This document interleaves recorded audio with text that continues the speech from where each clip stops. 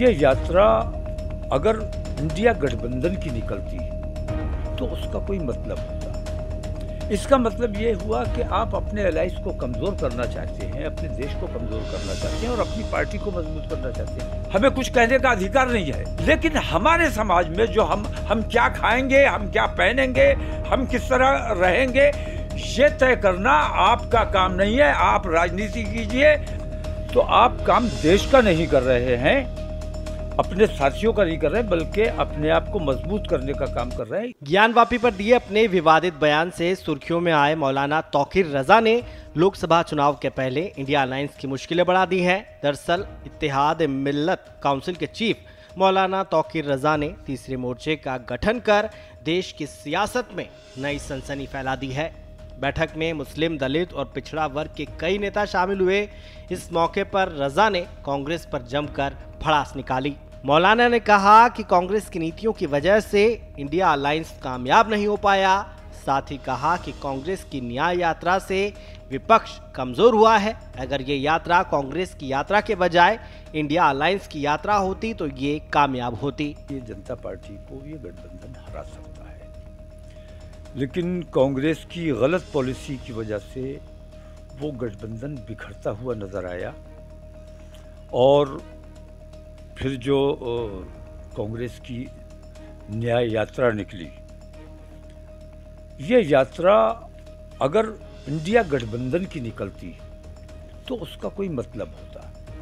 इसका मतलब ये हुआ कि आप अपने अलाइंस को कमज़ोर करना चाहते हैं, अपने देश को कमज़ोर करना चाहते हैं और अपनी पार्टी को मजबूत करना चाहते हैं। तो आप काम देश का नहीं कर रहे हैं, अपने साथियों का नहीं कर रहे हैं, बल्कि अपने आप को मजबूत करने का काम कर रहे हैं। इससे तमाम दल जो हैं, जो अलाइंस हैं, वो तमाम नाखुश हैं। मौलाना ने कहा कि मुस्लिम, दलित और पिछड़े वर्ग के साथ हो रही नाइंसाफी के खिलाफ सब एक साथ खड़े होंगे।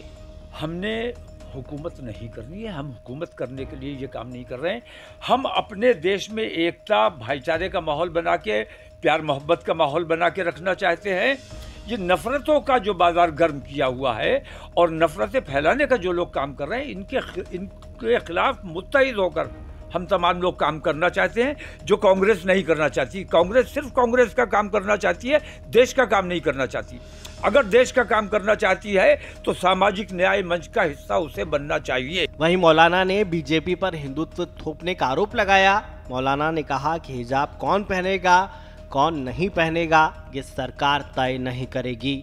हमें कुछ कहने का अधिकार नहीं है, लेकिन हमारे समाज में जो हम क्या खाएंगे, हम क्या पहनेंगे, हम किस तरह रहेंगे, ये तय करना आपका काम नहीं है। आप राजनीति कीजिए, आप राजनीति का काम कीजिए और सामाजिक काम, समाज के लोगों को खुली छूट रहनी चाहिए। जो समाज जिस तरह से रहना चाहे उस तरह से उसे रहने दिया जाए।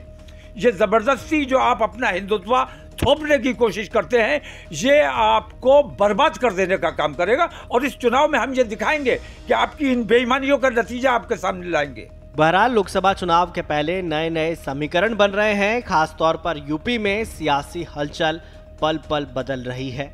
ऐसे में तीसरा मोर्चा इंडिया अलायंस के वोट काटेगा या बीजेपी के, एनडीए के, ये देखना दिलचस्प होगा। ब्यूरो रिपोर्ट, श्रेष्ठ यूपी। उत्तर प्रदेश की हर खबर से अपडेट रहने के लिए श्रेष्ठ यूपी को करें सब्सक्राइब, बेल आइकन दबाएं और देखते रहें श्रेष्ठ यूपी।